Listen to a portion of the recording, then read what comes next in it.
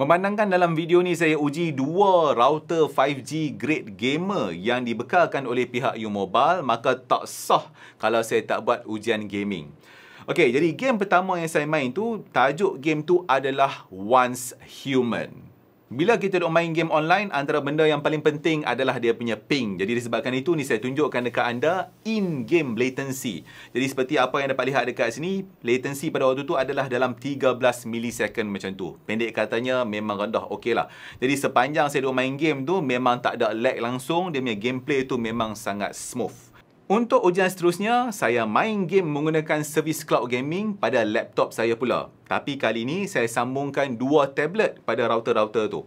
Okey, kalau tadi saya buat gaming pada Mac Studio tu, tak ada device lain yang bersambung dengan dia. Kali ni saya sambungkan dua tablet.